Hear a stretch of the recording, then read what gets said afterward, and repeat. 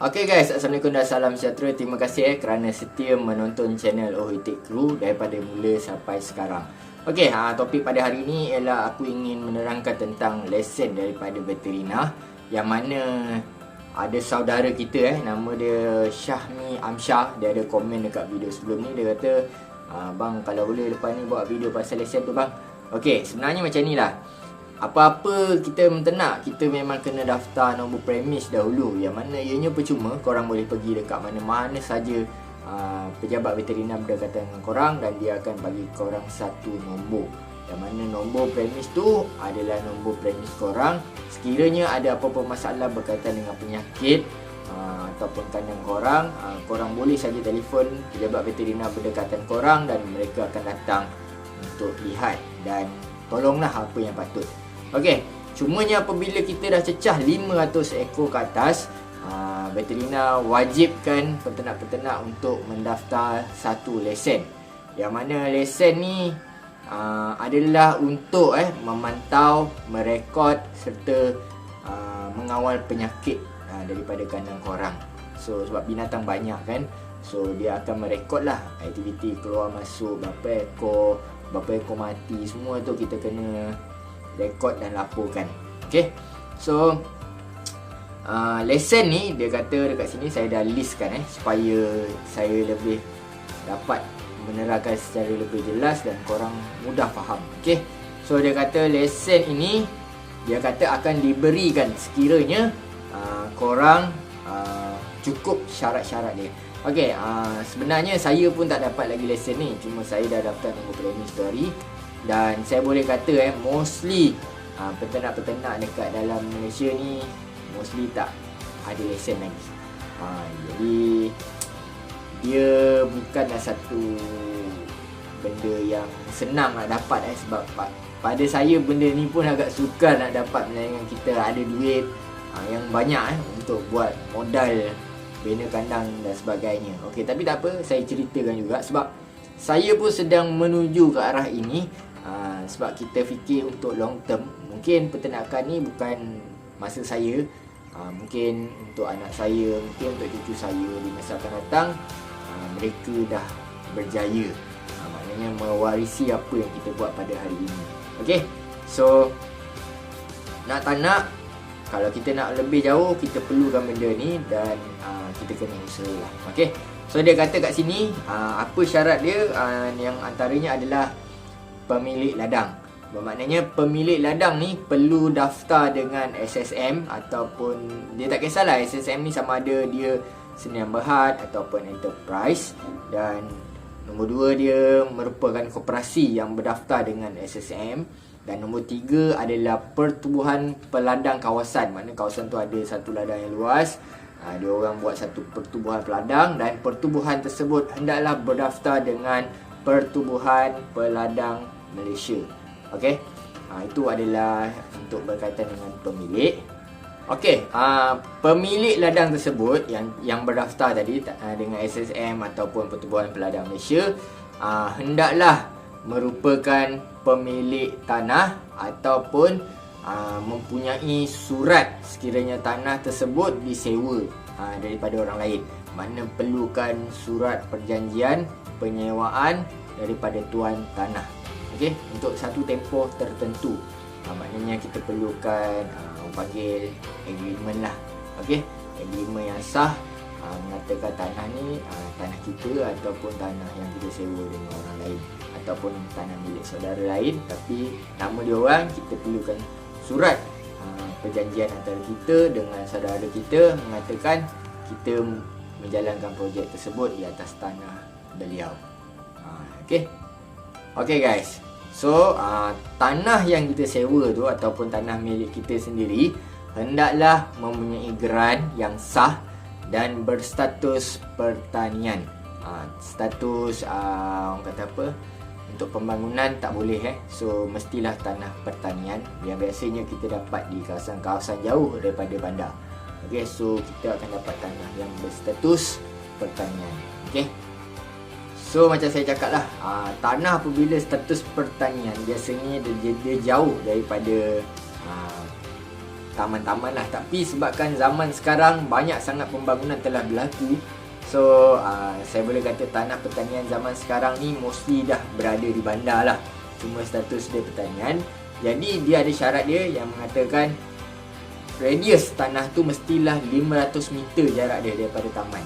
Maknanya kalau kawasan taman tadi tu 500 meter jarak dia, maknanya daripada main entrance tanah kita kena masuk ke dalam, lalu kawasan rumah orang jauh lagi ke dalam 500 meter jarak dia daripada taman tu. So kita boleh dapat lah.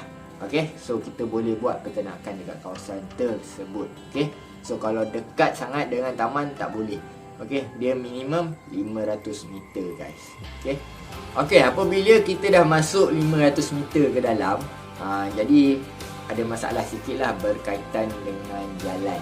Okay, jalan ni kalau boleh, orang kata mestilah cantik dia kata dekat syarat dia, jalan tu tak boleh lah berlopak. Dan jalan tersebut hendaklah sesuai dengan bilangan ternakan yang kita ada. Maksudnya kalau kita perlukan lori yang besar untuk masuk, macam kita beli lembu apa semua tu kan, so kita perlukan kenderaan yang besar. Maknanya kenderaan besar boleh masuk kawasan tersebut dan mestilah cantik, tak berlopak. Itu yang kena ada lah. Kalau terlalu dalam pun saya ingat lori nak masuk pun susah kan, kenderaan nak keluar masuk susah. Jadi that's why dia kata mestilah menemui jalan yang sesuai dengan bilangan ternakan kita tadi tu. Maknanya kalau macam kita belitik berapa ratus ekor macam 2 telutik kan, maknanya kita akan masuk lori yang kecil lah. So kita mesti ada jalan yang sesuai lah untuk kita supply telur itik tu keluar, ataupun ayam tu keluar, ataupun lembu kambing tu keluar. Macam tu lah maksud dia. Okay, so jalan dah ada, ladang dah ada, geran tanah dah ada. Masalah yang lain adalah berkenaan dengan api dan air. So untuk mendapatkan lesen ni kita perlu ada elektrik dan air yang sah. Maknanya kita perlukan bil api, bil air untuk kawasan tanah yang kita buat peternakan tersebut. Okay guys, bila dah ada api dan air ni, of course lah kan, kawasan pun dah ada. Dia kata kawasan ladang tersebut hendaklah berpagar dan mempunyai pintu keluar masuk yang sesuai. Lepas tu kita perlu ada rumah yang mana dalam satu kawasan radius yang telah kita buat tadi tu, katakan kita ada 1 ekar, 2 ekar tanah ataupun lebih, so kita dah pagar keliling kan. So kita perlu ada rumah dia pula, maknanya rumah ternakan. Maknanya kandang itik tu ada satu rumah dia, ada satu kawasan lapang untuk dia main.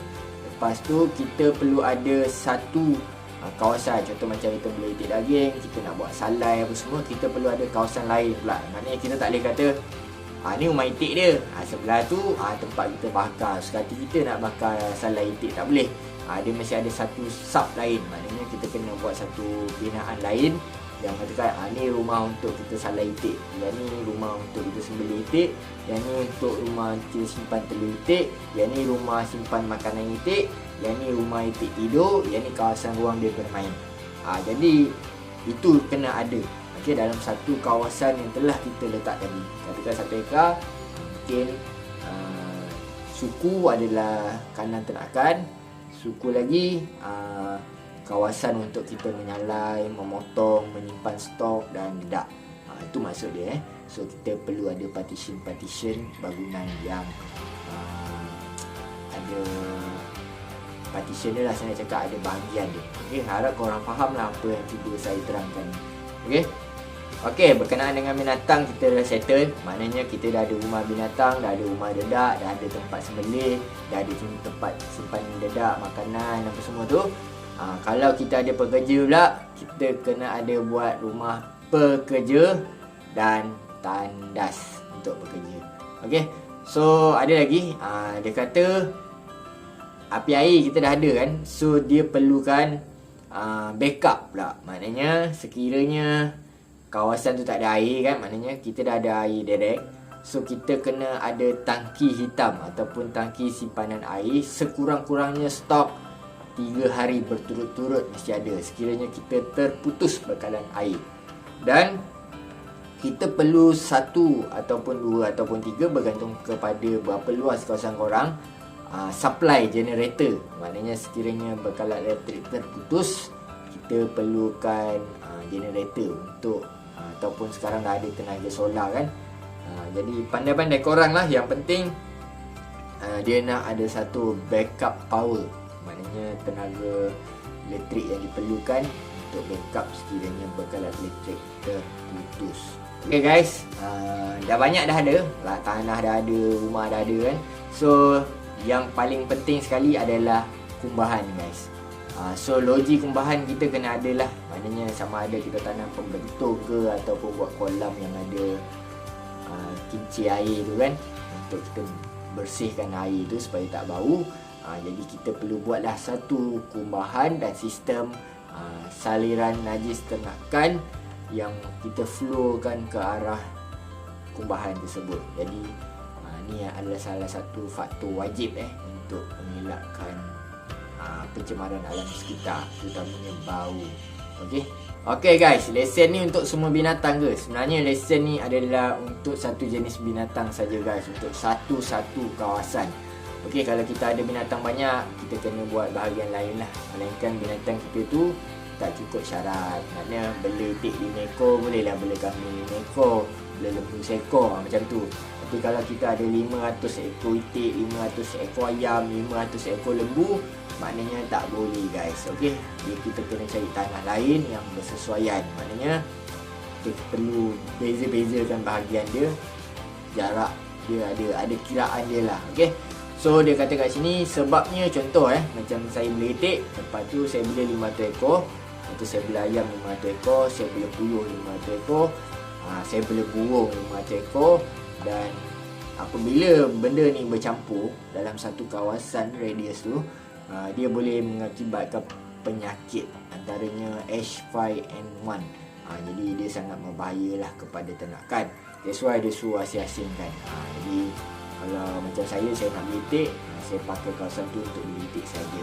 Saya tak boleh fikir lagi untuk tambah binatang lain. Maknanya saya perlu pergi kat tanah lain untuk buat baru punya ternakan. Macam itulah maksud dia. Okey, itu saja syarat-syarat yang diperlukan. Nampak macam biasa je kan, macam boleh lah. Tapi sebenarnya benda-benda ni memakan kos yang agak tinggi Nak buat rumah, nak buat ni, buat tu, buat ni, buat tu, buat pagar pun kita dah habis banyak. Jadi itulah masalah dia sekarang ni. Punca-punca kenapa peternak-peternak masih lagi tidak mendaftar lesen. Saya akui ramai kat luar sana bela, tak ada apa-apa pun dia kata kan. Memang betul tak ada apa-apa, tapi in future kita perlukan benda ni untuk maju setapak ke hadapan, supaya kita lebih menonjol dan pasaran kita lebih jauh boleh pergi. Okey, apa pun saya sedang usahakan, insya-Allah mungkin tidak tahun ini, mungkin di tahun akan datang. Sebab yalah, kita pun nak perlukan modal untuk buat benda-benda ni. Jadi apa pun, terima kasih kerana menonton. Jangan lupa like, share, komen dan subscribe. Sekiranya korang menternak, just daftar dulu nombor premis, dan bolehlah bertanya dengan pejabat veteriner sendiri berkaitan dengan apa permasalahan korang, boleh ke tak boleh. Macam saya dah pergi sendiri tadi, dan saya dah tanya, dan inilah antara syarat-syarat yang diperlukan untuk kita mendapatkan lesen tersebut. Okey, so far saya belum dapat lagi, saya baru daftar nombor premis. InsyaAllah lah saya akan cuba dapatkan lesen ni juga. Okey, terima kasih kerana menonton. Jumpa lagi. Assalamualaikum. Bye bye.